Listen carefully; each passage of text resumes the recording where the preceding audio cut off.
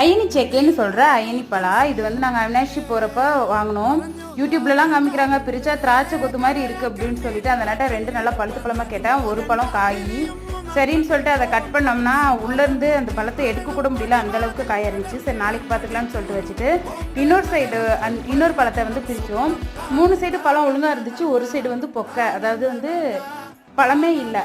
சரி ஏமாற்றிட்டாங்களா அப்படின்னு நினச்சோம். சரி சாப்பிட்டு பார்க்கலாம் அப்படின்னு சொல்லிட்டு எடுத்து சாப்பிட்டு பார்த்தேன்.